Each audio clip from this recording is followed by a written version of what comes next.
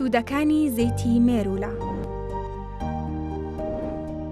لەنێو ئەو کێشانەی کە خانمان ڕوبەڕووی دەبنەوە ئەوانن کە کاریگەریان لەسەر ڕوخساری گشتی و هەستی مێینەیی هەیە. کێشەی مووی زیادە لە جەستەدا کێشەی زۆرێک لە خانمانە و چەندین ڕێگە و ئەمڕازیش هەیە بۆ ڕزگاربوون لێی، بەڵام باشترینیان بەکارهێنانی زەیتی مێرولەیە. زەیتی مێرولە لە هێلکەی مێرولە دەردەهێنرێت، دەوڵەمەندە بە فۆرمیک و هەندێک پرۆتین کە گەشەی موو کەم دەکەنەوە و تاڵەکانی لەناو دەبن، بە جۆرێک وا دەکات بۆ هەمیشەی مۆزیادەکانی لەش لەناو ببات. توێژینەوەیەک ئەوەی ئاشکرا کردووە کە زەیتی مێرولە بە توانای کەمکردنەوەی گەشەی موو لە ڕێگەوە دەناسرێتەوە، بەو پێی تاڵەکانی موو لاواز دەکات و گەشەیان خاو دەکاتەوە، بە مەجمووە زیادەکە بە هێواشی گەشە دەکات تا بە تەواوی گەشەکردنەکەی دەوەستێت.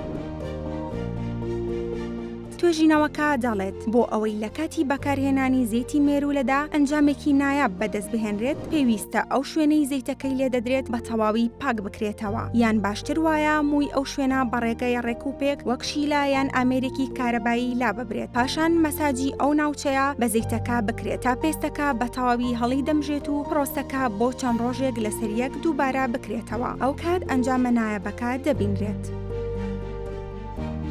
زەیتی مێرولە هیچ کاریگەریەکی لاوەکی لەسەر جەستە نییە، بەڵام پزیشکان ئامۆژگاری خانمانی دووگیان و شیردەر دەکەن کە بە ئاگابن لە بەکارهێنانی هەر جۆرە زەیت و کرێمێک بۆ جەستە، بەتایبەت ئەگەر مادەی کیمیایی تێدا بێت کە زیان بە جەستە دەگەێنێت و لەوانەیە لە ڕێگەی خوێنەوە لە پێستەوە بۆ کۆرپا بگوازرێتەوە.